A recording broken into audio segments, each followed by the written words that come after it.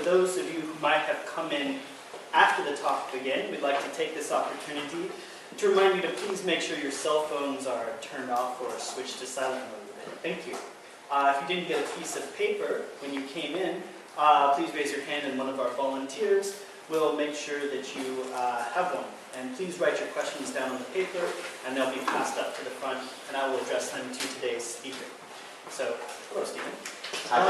Let's start off with a concept that you mentioned early in your talk was POH, Pursuit of Happiness. Now this is something that is enshrined in the Western consciousness, particularly with the American, all men are endowed with the pursuit of life, liberty, and the pursuit of happiness. Right. Can you talk about how that might be different here in Asia, particularly East Asia, where there's a focus more on obligations for community and family and not personal happiness? That's how right. does that apply? Yeah, it's a very different concept than what is popular here. And I look at it like this. Yes, the individual is not as stressed as it is in the West, but I think that if we improve ourselves, if we pursue happiness for ourselves, as I mentioned, that will also help the group around you. All right, so we can accomplish a lot of things as a group, but I think if we pursue happiness for ourselves, and we do some of these things that help better ourselves, we're not ignoring everybody else. And as I mentioned, you do it to help other people as well, and to make your group, your unit, whether it's your family or your work, where you work, it makes your unit stronger as a whole. So that's how that can apply to helping the group mentality here. Next, you mentioned one of your precepts was be happy with what you have. Can you talk about where's the fine line between ambition and settling? Ambition and settling? That's a difficult question. Be happy with what you have. Let me just tell you how I came to realize that. When I got out of college and I started working and had money, I started buying stuff. I related buying stuff to happiness because when I was younger, we didn't have any money. And my friends had stuff and I didn't have stuff. And when I bought stuff, I realized after having it, I wanted more. And I wanted more. And I realized that buying stuff does not make me happy.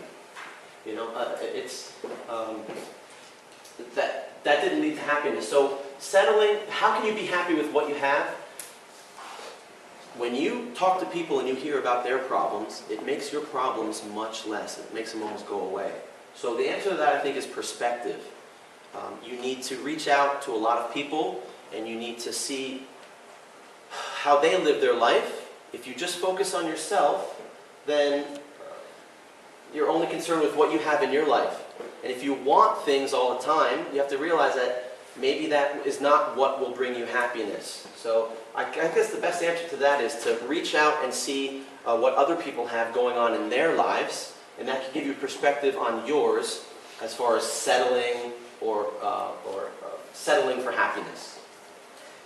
You mentioned two prominent figures in the self-help industry, the English language self-help industry, Tony Robbins and Zig Ziglar. You mentioned both as being controversial figures. Can you enlighten us a little bit about in what ways each of them is controversial? I think Tony Robbins is just controversial to other self-help gurus that don't employ his style. He's full of energy. He flies off the walls. I never saw him live, but my mother did. And she went to a conference that had many speakers. And I asked her, how is Tony Robbins? And she says, I think he's on drugs. He's flying all over the place. He's so full of energy. So he's controversial just because people think he's a gimmick and that there's no message there. It's a show. But as I showed you, there are some very valuable lessons. So and he's very wealthy. He makes a lot of money. So maybe some people look at that like, well, he's not a real true self-help guru. He's helped himself. That's about it. With Zig Ziglar is, he speaks more of Christian ideals, and he is more of he has a southern accent, and he has a way of talking in sound bites that doesn't register with everybody. So they might just think he's full of sound bites. He just says things to kind of pick you up, just do it, never give up. But as I showed you, some of his things are really deep to me. So I look deeper than just what you see on the surface. That's how he's kind of controversial. You mentioned that some people might say Tony Robbins is in the business of helping himself make money. Can you speak to some of the general criticisms of the self-help industry that these people are maybe preying on the vulnerable? How would you respond to that? Yeah, that's true. And after reading so much different stuff, a lot of times you read something and you read something else and they contradict each other. We have the freedom to really believe and do whatever we want. And I don't think it's taking advantage of people. Maybe there are, but most of these self-help gurus, they really believe what they preach, what they teach. If it's not right for you, don't get into it. I don't get too deep. I don't worship any of these guys. There's so many flaws in my life. I'm not perfect at all. I'm the same as you. I'm just a student. I'm a work in progress. I have just maybe read a few more materials than you have. So I don't think they're out to hurt anybody, but my advice would be not to delve so deeply into what they say. Take some messages and apply it in your life and try it and see how you feel about it so that you don't get abused by any of this information. Sadly, we only have time for one more question today.